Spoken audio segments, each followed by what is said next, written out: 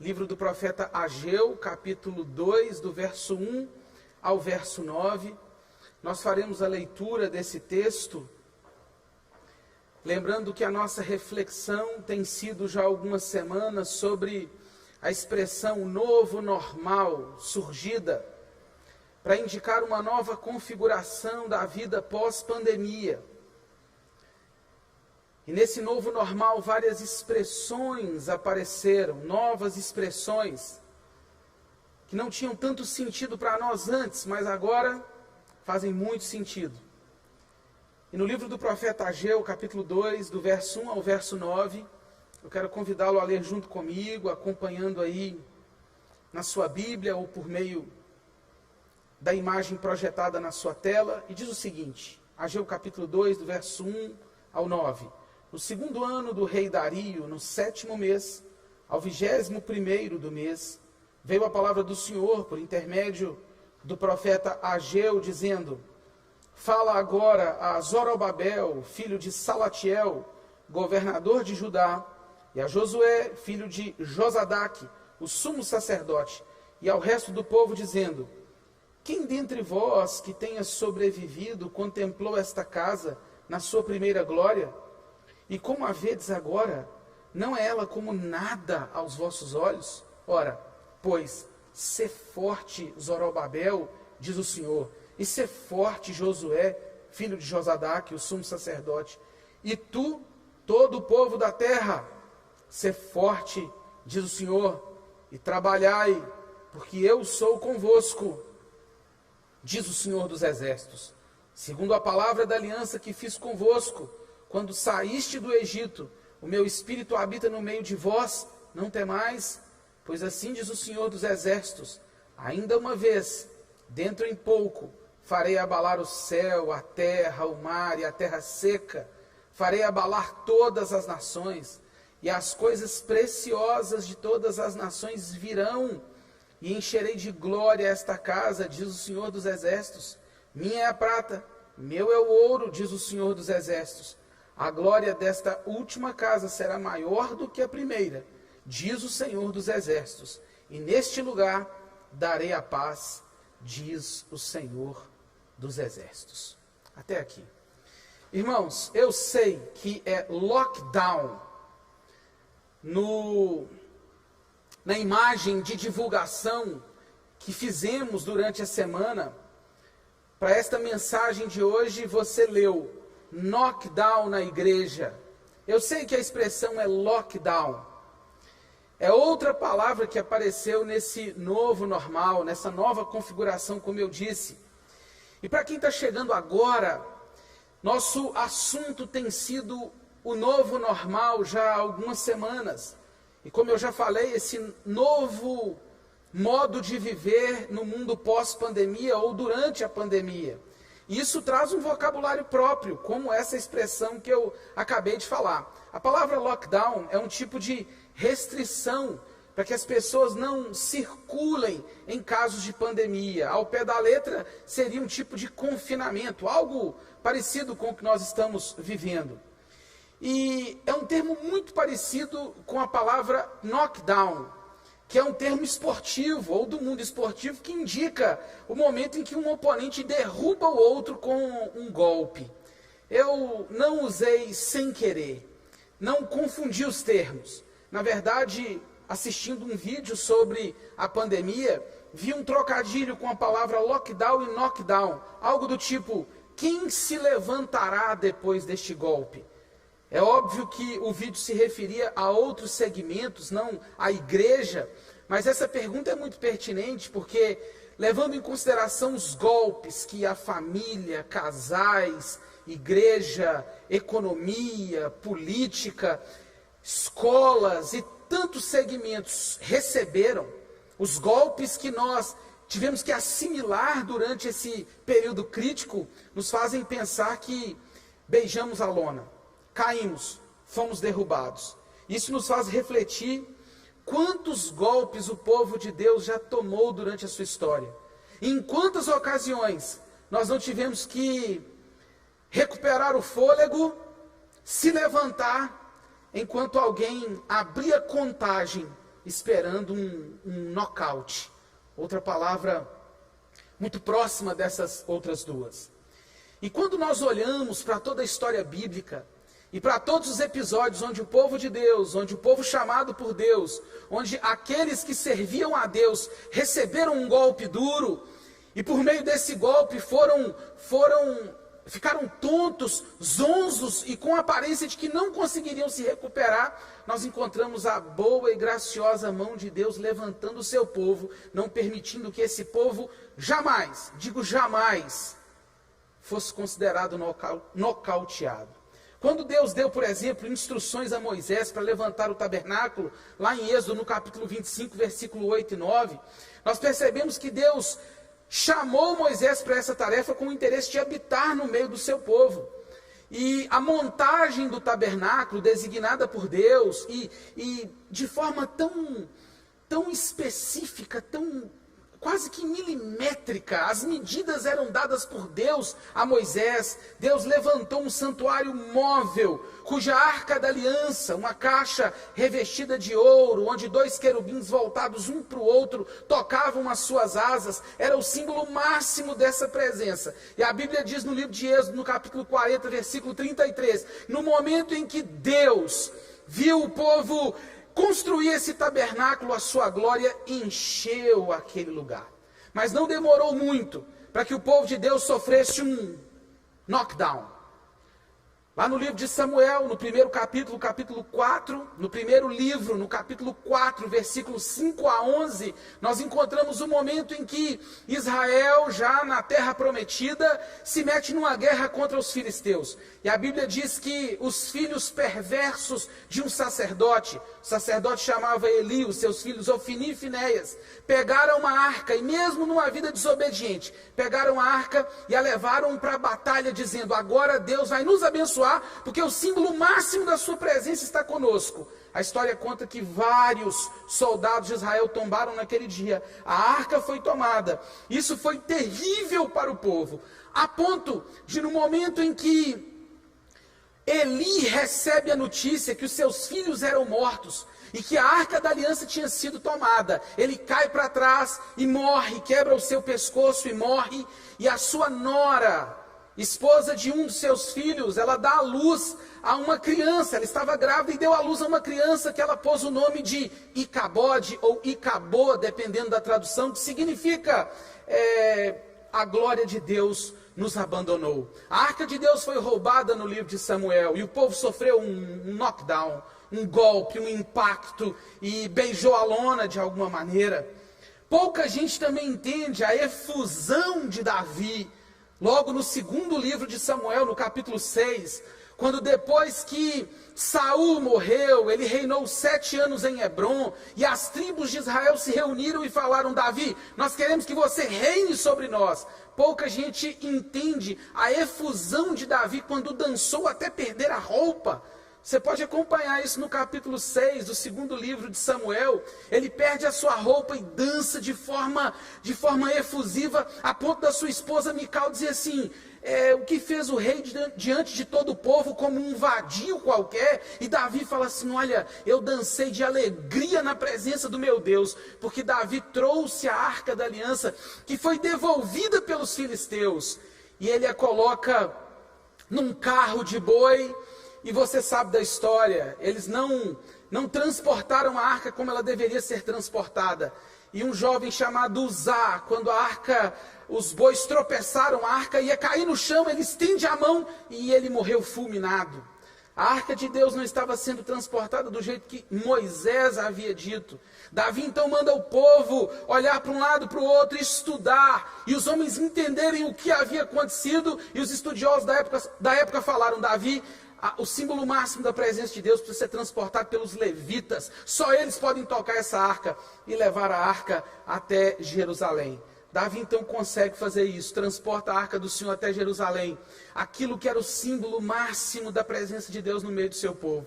Ele constrói uma tenda, e a Bíblia diz que chega um momento em que Davi, morando em Jerusalém, diz: a arca de Deus habita numa tenda e eu moro num palácio. Não, vamos construir um palácio para que a presença de Deus esteja no nosso meio. Ele foi o idealizador, o grande visionário, mas o seu filho Salomão foi quem edificou o templo. No livro dos Reis você encontra no capítulo 6, 7 e 8, a descrição de Salomão em toda a sua glória e a imponência do império judeu naquele momento. Israel era um império e eles recolheram material, era muita riqueza envolvida para que esse povo pudesse construir um templo. E a Bíblia diz que Deus dá a orientação de como o templo também deveria ser construído, e nos capítulos 6, 7 e 8, declarando ali, mostrando cada detalhe dessa construção, ele termina no capítulo 9 com uma explosão da glória de Deus, no versículo 11 do capítulo 8, mostrando que a glória de Deus encheu aquele lugar. Mais uma vez, a glória de Deus enche o templo. Contudo, reitero, anos após essa grande vitória, Israel, por causa da sua desobediência, por causa da sua maneira tão irreverente de tratar as coisas sagradas, e o seu olhar para si mesmo o tempo inteiro, se esquecendo do Senhor, ao norte caíram pelas mãos do Império Assírio, e ao sul, as duas tribos, no ano 586, se não me engano, antes de Cristo, caíram pelas mãos dos babilônicos. E Ezequiel, no capítulo 10, versículo 18 ao 22, há uma profecia indicando que no momento em que o templo de Deus era saqueado, era transformado em ruínas, as portas, os utensílios, tudo era roubado, a Bíblia diz que o profeta viu a glória de Deus subindo e abandonando aquele santuário. E o texto que nós lemos mostra os 70 anos depois em que o templo foi destruído completamente. E o povo de Deus retorna para Israel. E Esdras, Neemias, Ageu, Zacarias, Zorobabel e Josué, homens que lideraram esse retorno, a Bíblia nos mostra que eles voltam com o objetivo de reconstruir Jerusalém, reconstruir os seus muros, reconstruir o templo prioritariamente e trazer o povo de novo à devoção ao Deus Todo-Poderoso, ao Deus de Israel. Porém, irmãos, 15 anos se passaram desde que o povo havia chegado a Israel. E no texto que lemos semana passada de Esdras capítulo 3, nós encontramos um belíssimo relato do povo em festa, alguns sorrindo, outros chorando, porque o povo estava celebrando as bases do templo que estavam sendo lançadas. Era um recomeço, era a oportunidade de recomeçar, de retornar, e o povo estava efusivo, assim como Davi no capítulo 6, o segundo livro de Samuel. Irmãos, então no capítulo 3, nós encontramos o povo em festa. Contudo, anos se passaram, e o povo que estava em festa, celebrando as bases do templo que tinham sido lançadas, estava agora olhando para si mesmo. E Ageu e Zorobabel se levantam, Ageu e Zacarias se levantam como profetas, para que no momento em que o povo olhava para si mesmo, 15 anos depois do lançamento da pedra, não da pedra fundamental, mas do retorno, da celebração do recomeço, Deus levanta Ageu e Zacarias para profetizar que o povo deveria voltar ao trabalho. 15 anos se passaram. E há uma referência curiosa no capítulo 1, não no capítulo 2, que o povo é encorajado a agora evitar as desculpas que estava usando para não edificar o templo, para não retomar a adoração a Deus. Ageu chama o povo e diz: que história é essa? Que vocês estão dizendo que ainda não é hora de construir a casa de Deus, é o que está no capítulo 1. Parecia um tipo de desculpa, uma justificativa para que eles pudessem se dedicar um pouco mais às suas próprias coisas. O livro de Ageu começa dizendo, olha, que história é essa que ainda não chegou o momento de edificar o templo do Senhor? Vocês dizem que não é hora de edificar a casa de Deus, mas vocês estão construindo casas, o texto fala, apaineladas, casas suntuosas para vocês mesmos. Vocês estão preocupados com aquilo que vocês podem adquirir nesse tempo, e se esquecendo que a adoração a Deus, ela é fundamental. Há aqui uma denúncia do erro das medidas econômicas de Israel, assim como encontramos em Neemias no capítulo 5. Uma referência ao povo que, depois de sofrer um forte golpe e beijar a lona, se levantou numa celebração, na oportunidade de lançar os fundamentos, mas rapidamente olha para si mesmo e começa a viver e construir para a sua própria glória, para a sua própria vontade. O que parecia uma prioridade no início, se transformou em acomodação depois de 15 anos. E uma boa desculpa elaborada era o suficiente para que Israel voltasse para si mesmo.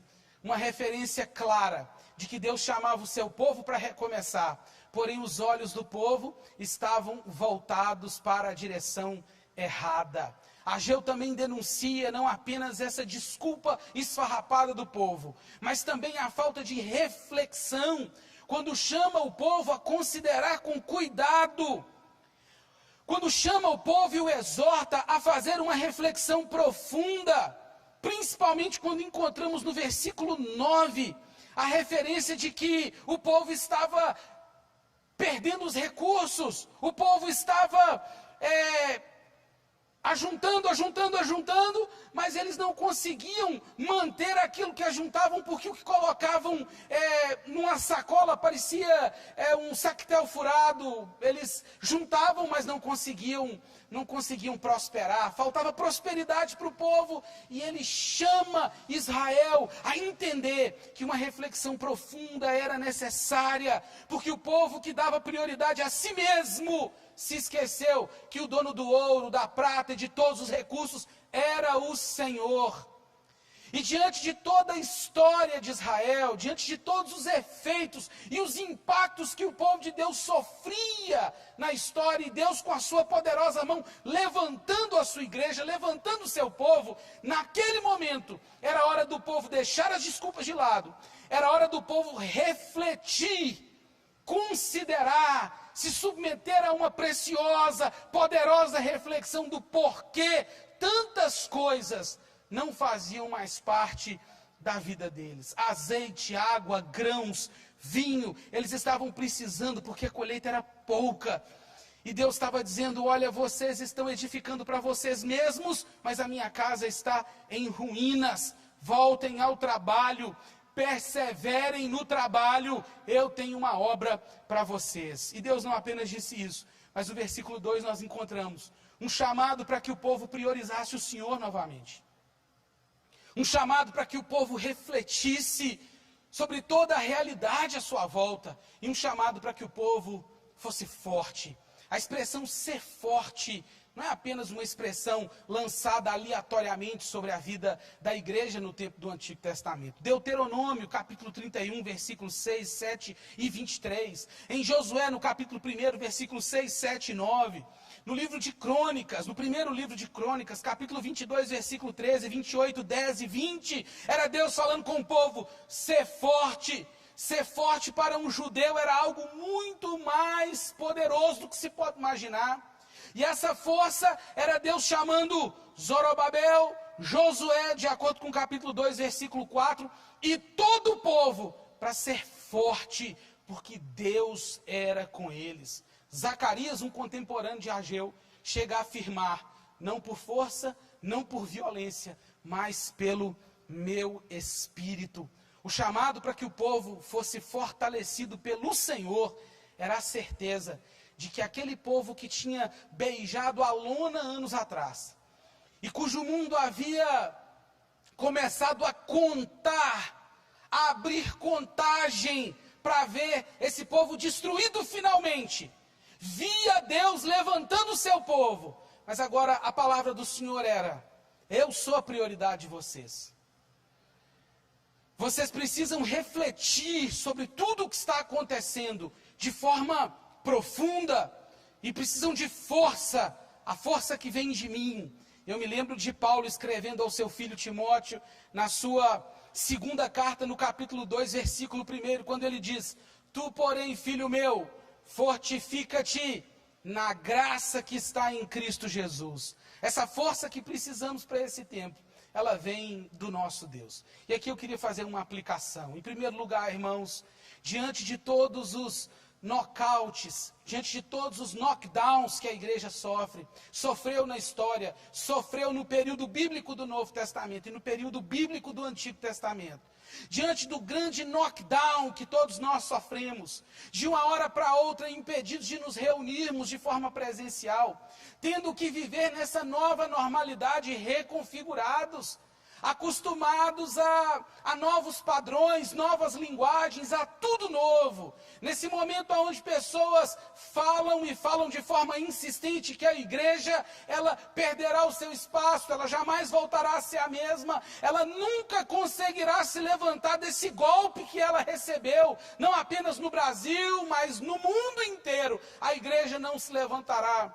A Bíblia nos chama a entender que todo momento de reconstrução, há um encorajamento de Deus para o seu povo, primeiro dizendo: eu sou a prioridade.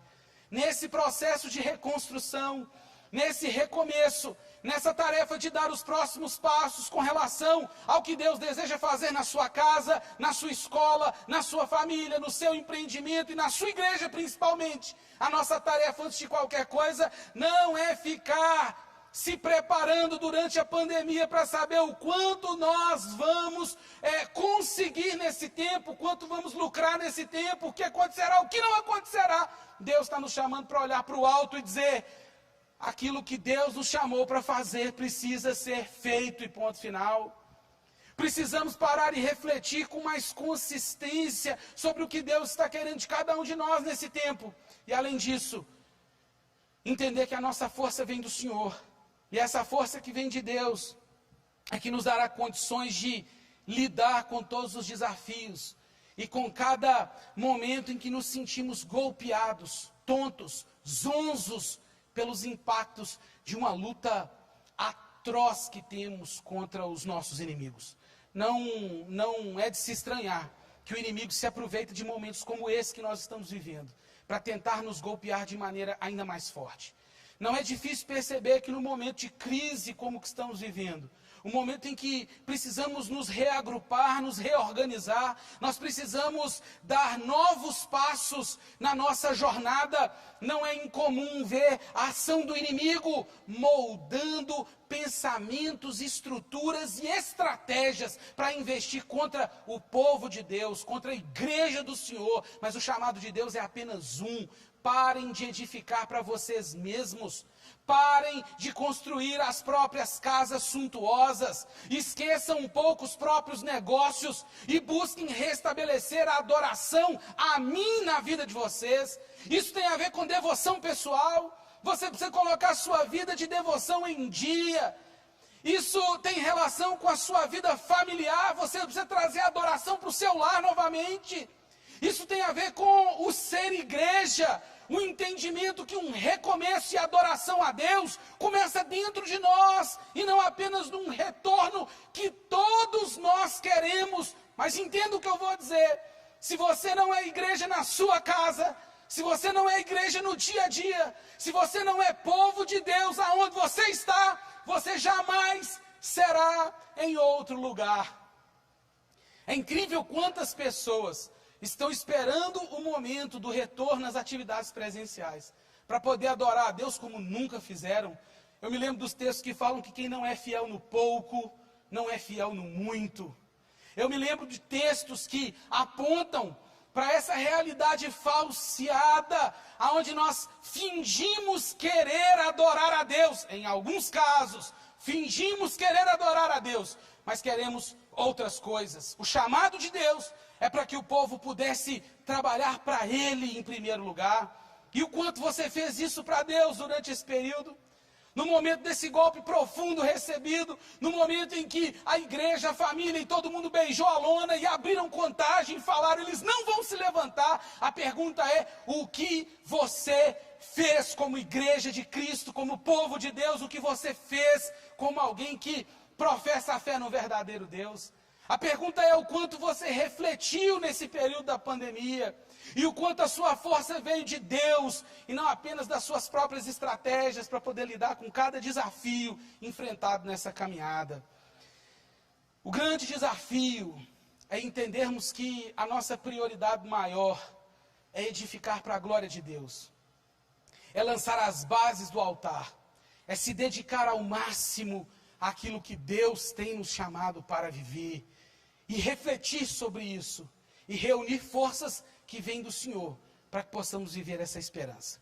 Contudo, irmãos, o capítulo 2, ele não apenas nos chama para uma reflexão, para o trabalho e para a coragem, coisas que nós precisamos nesse momento, quando somos golpeados, quando vem um knockdown e nos faz beijar a lona.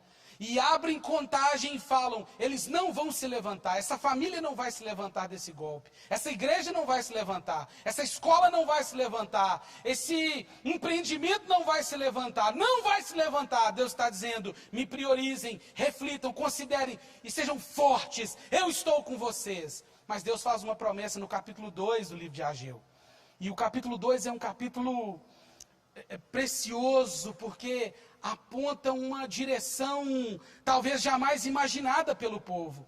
O povo que chorou olhando para o lançamento das bases, dos fundamentos do templo, e que falou assim, olha, esses fundamentos não são nada diante da primeira casa, diante da glória do templo de Salomão. Eles recebem uma promessa vinda de Deus através dos seus profetas, dizendo, voltem ao trabalho, porque a glória da segunda casa será maior do que a primeira casa. A glória da segunda casa será maior do que a primeira. Qualquer judeu que ouvisse uma palavra dessa, naquele momento, onde a terra parecia devastada, onde tudo parecia destruído, qualquer judeu olharia para isso e diria, apenas o poder de Deus pode restaurar a glória do templo de Salomão. E talvez algumas pessoas associem esse texto a esta glória da segunda casa prometida, ao que aconteceu num período pouco antes da vinda de Cristo, quando o templo ele foi repaginado por Herodes para agradar um dos Césares. Herodes, e eles chamaram esse templo e passaram a chamá-lo de Templo de Herodes, porque ele foi, de certa forma, reconstruído. Herodes mudou a configuração desse templo, para ele parecer mais suntuoso, mais bonito. E algumas pessoas diziam que essa glória descrita era aquilo que Herodes estava fazendo no santuário. Mas nós sabemos que isso não pode ser verdade, porque glória por glória, ela não pode ser manifestada por meio de uma mera construção. Alvenaria, bancos, portas, móveis e utensílios, eles não têm o poder de refletir a glória de Deus, se a presença de Deus não estiver sendo manifestada no meio do seu povo. E aí nós encontramos referências claríssimas em toda a teologia bíblica, que o que Deus estava fazendo no livro de Ageu era orientar o povo e prepará-lo para uma reconstrução, para que a glória maior, e eu não vou falar apenas maior, para que a glória máxima do verdadeiro tabernáculo de Deus pudesse habitar no meio do seu povo. Existem promessas em todos os profetas, falando do tabernáculo eterno de Davi, um tabernáculo que seria reconstruído e jamais poderia ser destruído. Há promessas de que a igreja e o povo de Deus no Antigo e Novo Testamento, que receberam golpes e caíram na lona e beijaram a lona, se levantariam um dia com uma glória muito maior, uma glória suprema e plena, e mais do que isso, uma glória eterna. Era uma promessa de que ninguém jamais poderia nocautear a igreja de Cristo, de que ninguém jamais poderia destruir o templo de Deus, de que ninguém jamais poderia se desfazer do verdadeiro tabernáculo de Deus. E a promessa, nós a encontramos em João no capítulo 1, O povo vivendo em uma casa e Jerusalém toda preparada, e a promessa de Deus aponta um caminho, o caminho que enxergamos em João capítulo 1, versículo 14, quando João, após iniciar o seu evangelho com uma reflexão maravilhosa sobre o verbo de Deus em referência a Jesus Cristo, João diz assim: e o verbo se fez carne e habitou entre nós, cheio de graça e de verdade, vimos a sua glória, glória como a do unigênito do Pai. Há uma referência também em João capítulo 2, versículo 19, em que Jesus olha para o templo de Herodes, e ele diz que aquele templo ia ser destruído, e ele iria reconstruí-lo em 3 dias, e as pessoas faziam chacota dizendo: como alguém pode destruir um templo e reconstruí-lo em 3 dias? Jesus fala de si mesmo como o grande tabernáculo de Deus entre os homens. Outra referência que João Batista faz a respeito de Cristo. E como se não bastasse, há uma referência em Lucas capítulo 1, versículo 23, quando o anjo chega para Maria e diz: olha aqui, bem-aventurada, descerá sobre ti o Espírito Santo, e o poder do Altíssimo te envolverá. No seu livro Espírito Santo, um autor chamado Sinclair Ferguson faz referência às mesmas expressões utilizadas em Ezequiel para o momento em que a glória de Deus abandona o templo. Ela desce sobre Jesus pela promessa do anjo indicada a Maria. A certeza que temos é que a glória profetizada por Ageu, a glória profetizada por esse homem e por Zacarias, indicavam a superioridade da glória de Cristo sobre todas as coisas, sobre qualquer templo e sobre qualquer tabernáculo já construído na história do homem e na vida do povo de Israel. Quando a Bíblia nos faz uma promessa de que a glória do segundo templo será maior do que a do primeiro, nós não estamos falando que um dia um novo templo será construído. Nós não estamos falando do templo de Herodes. A Bíblia não está falando que uma outra casa seria construída e a presença de Deus gloriosa habitaria ali. Deus já nos fez a promessa. Deus já cumpriu essa promessa. E as bênçãos vindas dessa promessa estão ao alcance de todo aquele que nele crê. Nós estamos falando de glória. Estamos falando da glória máxima. Estamos falando de uma glória inalcançável. Estamos falando de uma glória eterna. E sabe o que esse templo faria, de acordo com a profecia de Ageu? No capítulo 2, versículo 7, diz que o tesouro das nações encheria, as coisas preciosas de todas as nações viriam, e ele encheria de glória essa casa. Eu acho bonito a expressão, o anseio, o desejo, ou coisas preciosas de todas as nações, ou riquezas de todas as nações, mostrando-nos, irmãos, lá no Antigo Testamento, que o mundo, entregando todas as suas coisas, inclusive riquezas aos pés de Cristo, mostra que há um anseio na humanidade por aquilo que só Cristo pode oferecer. Há um desejo no homem por aquilo que só Jesus pode ofertar. Além disso, nós encontramos essa glória do segundo templo, apontando para o anseio das nações, mas também para a presença de Deus. O versículo 5 diz que Deus não apenas ia prover uma resposta ao desejo humano por algo, Deus apenas não ia prover uma resposta ao interesse humano por preenchimento, por satisfação. E é um dado curioso nesse texto. No capítulo 2 começa falando do 7º mês ao 21º mês. E aqui a gente não tem tempo para poder explorar toda a riqueza desse texto, mas a profecia de Ageu acontece exatamente no último dia da festa dos tabernáculos. Isso é muito bonito porque foi o momento em que Salomão concluiu o templo, no último dia da festa dos tabernáculos, um tempo precioso para Israel, quando o povo ia para Jerusalém, ficava em cabanas uma semana, e no último dia esse povo celebrava a provisão de Deus através da água tirada da rocha no deserto. Não é à toa que o anseio das nações, o desejo de todo ser humano, a aspiração de todo o coração humano, ela passa por aquilo que apenas Jesus Cristo pode dar. Porque em João no capítulo 7, Jesus aparece no último dia da festa dos tabernáculos e diz assim: se alguém tem sede, venha a mim e beba. Quem crê em mim, como diz a Escritura, do seu interior fluirão rios de água viva. Só Jesus Cristo, o santuário de Deus com os homens, só Jesus Cristo, o verdadeiro e único templo, cuja glória de Deus invadiu a história e mudou a história humana, pode preencher o anseio mais profundo do coração humano, pode satisfazer o desejo mais profundo do coração humano. A história da mulher samaritana mostra isso. Uma mulher que não havia conseguido preencher o que estava no seu coração com 5 relacionamentos, e havia um 6º relacionamento, e Jesus diz a ela: eu posso trazer o alívio, o preenchimento, eu posso satisfazer o seu anseio. Eu sou o templo vivo de Deus entre os homens. Eu sou aquele que carrega a glória plena de Deus.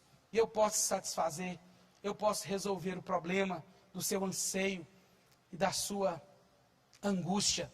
Deus, além de responder com o anseio das nações, Ele responde com a sua presença. O verdadeiro templo ninguém poderia destruir. E isso significa que Deus estaria presente conosco em todo o tempo. E sabe ao que isso se refere, na minha opinião? Uma alusão, não apenas uma alusão, a um apontamento à ressurreição de Cristo, que nos garante uma vitória poderosa sobre todas as coisas. Quando Cristo falou que reconstruiria o templo em 3 dias, quando a Bíblia diz que Jesus afirma que nada poderia detê-lo, nem mesmo a morte, nós sabemos que Deus estaria conosco, como Ele mesmo disse nos Evangelhos, todos os dias, até a consumação dos séculos. Quem entende que Cristo é o grande templo, que Cristo é o tabernáculo de Deus entre os homens, que é Ele quem carrega toda esta glória e que responde ao anseio humano, e que responde à necessidade do ser humano de presença, e que responde à necessidade do ser humano de paz, como diz o versículo 9, e esse eu faço questão de ler. Diz assim: a glória desta última casa será maior do que a da primeira, diz o Senhor dos Exércitos, e nesse lugar darei a paz. Eu quero chamar sua atenção para uma coisa muito importante. Primeiro, você entendeu que Jesus Cristo é este templo. Não é este templo que nós estamos aqui. Não é. Esse templo é muito importante para nós. Significa muito em vários aspectos. Mas quando nós pensamos no verdadeiro templo de Deus, nós pensamos em Jesus Cristo. Quando nós pensamos na glória de Deus, nós pensamos em Jesus Cristo. Jesus Cristo único, que pode satisfazer o anseio humano, que pode fazer com que todos os tesouros, as coisas preciosas das nações, sejam colocadas a seus pés em adoração, e num coração aberto, desejando receber daquilo que só Ele pode dar. Satisfação só em Cristo. A necessidade do ser humano de encontrar presença, de não se sentir só, e de saber que existe alguém muito maior do que ele, que o acompanha e que estará com ele até o fim. Essa necessidade só Jesus Cristo pode preencher. Em algum momento, a pessoa mais importante da sua vida, ela pode não estar presente. Em algum momento, a pessoa mais poderosa para você, ela pode falhar. Em algum momento, a pessoa que te dá mais segurança nessa vida, ela pode não fazer mais parte da sua vida. Em algum momento, as pessoas mais amadas por você, elas podem te trair. Mas a promessa é que o Deus que estaria conosco no meio do seu povo, o Deus que seria o Deus conosco, o Emanuel, como o profeta Isaías disse, na presença de Cristo, e que nem a morte poderia tirá-lo de nós, porque ele ressuscitou e subiu aos céus e enviou o seu Espírito, nos daria também de uma paz, cuja Bíblia diz que excede todo entendimento, e que guardaria os nossos corações e as nossas mentes em Cristo Jesus. E o que isso significa? Significa que para momentos tão conflituosos, momentos onde nós estamos sem fôlego, sem ar, caídos no chão, tontos depois de um golpe duro que recebemos, sem saber se vamos conseguir nos levantar ou não, sem saber como vamos conseguir nos levantar depois de um golpe tão profundo, a Bíblia diz que em Cristo repousa a verdadeira paz.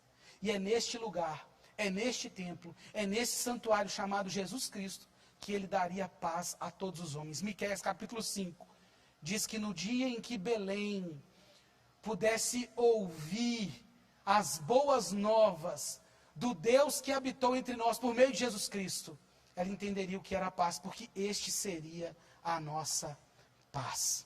E eu quero concluir. De que forma? Em primeiro lugar, te fazendo entender e te chamando ao entendimento de que toda tarefa de reconstrução, depois de um terrível knockdown, nos exigirá muita prioridade, nos exigirá muita reflexão e nos exigirá, principalmente, muita coragem.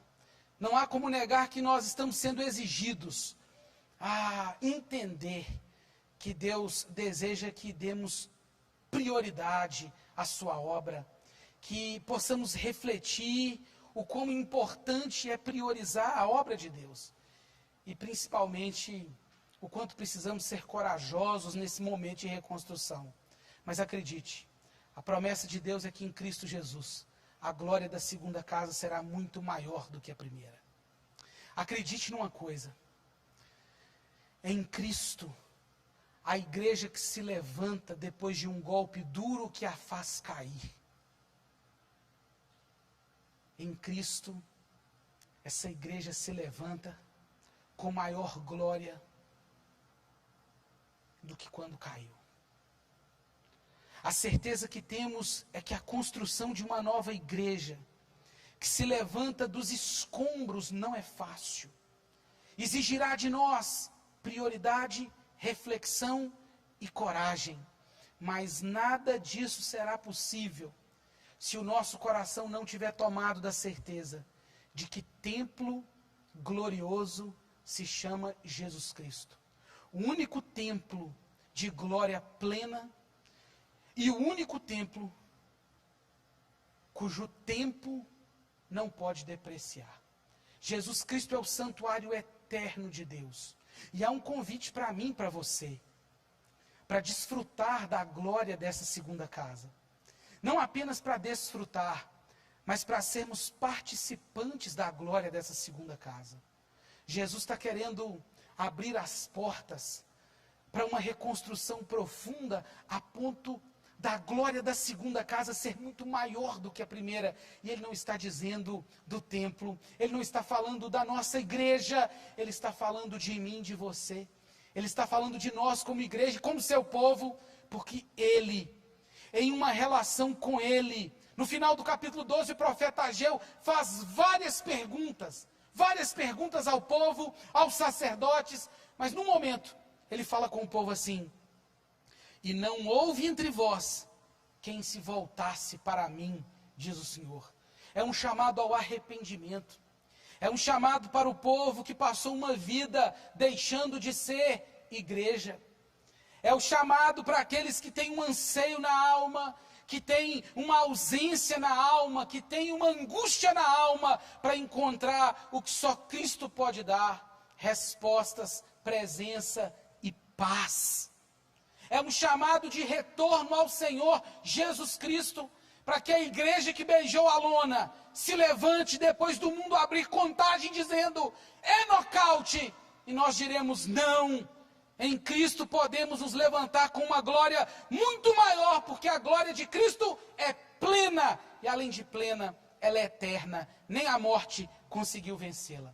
O chamado é para que você se entregue a Cristo, porque 1 Coríntios capítulo 3, versículo 16, nos diz que, sendo corpo de Cristo e um com Ele, nós nos tornamos santuário de Deus. Toda a glória que Cristo carrega, podemos tê-la dentro de nós. Já pensou nisso? Você pode ter dentro de você toda a glória de Cristo. Paulo disse isso aos Coríntios. Se você se entregar a Cristo nessa noite, se você entender que só Ele pode dar significado à palavra igreja para você, você se torna santuário de Deus. Cristo nos deu a oportunidade nele de sermos pedras vivas, como disse Pedro na sua primeira carta, no capítulo 2, versículo 5, nos tornamos parte dessa glória, porque Deus passa a habitar em nós, no momento em que nós falamos, Jesus Cristo é o Senhor da minha vida, e eu entrego tudo a Ele. Você que está caído, você que beijou a lona, você que o mundo já abriu contagem dizendo ele não se recuperará, ele não se recuperará, ele não se recuperará. A certeza que temos é que o chamado de Deus é para muita coragem, muita reflexão e muita ação. Mas nada disso faz sentido, nada disso faz o mínimo sentido sem a glória de Deus manifestada no seu verdadeiro, pleno e eterno tabernáculo, chamado Jesus Cristo, a quem nós devemos depositar os nossos anseios, a quem nós devemos depositar a nossa solidão, e em quem nós devemos depositar a nossa angústia, para que Ele nos dê satisfação, presença e paz. Foram muitos os knockdowns na vida da igreja, mas eu encerro dizendo, a igreja de Cristo nunca foi nocauteada. Foram muitos knockdowns na história da igreja, desde a vinda de Cristo até hoje. Mas a igreja de Cristo nunca foi nocauteada. Ela nunca foi nocauteada porque o santuário de Deus sempre se levanta mais forte até a vitória final já garantida. A igreja de Cristo já sofreu muitos golpes, mas se levantou de todos eles. Sabe por quê? Mateus capítulo 16 diz que as portas do inferno, as do inferno, não podem prevalecer contra aqueles que são igreja de Cristo. Apocalipse capítulo 3, versículo 7 a 12 diz que a porta que Deus fecha, ninguém abre. Mas a porta que Deus abre, ninguém fecha. Você quer se levantar desse knockdown? Você quer se reerguer depois desse momento tão duro? Entregue-se a Cristo. Diga a Ele nessa noite, eu me entrego ao Senhor Jesus. Quero ser uma pedra viva deste templo, quero fazer parte do seu corpo. Eu reconheço a tua obra, e sendo parte do teu corpo, quero ser parte desse santuário, esse santuário glorioso que se levantará em glória plena e eterna, para louvor do teu próprio nome. Essa é a única oração possível para quem quer se levantar depois de um grande knockdown. Acredite, knockdown. Para aqueles que são de Cristo, nocaute jamais. Que Ele nos abençoe, em nome de Jesus.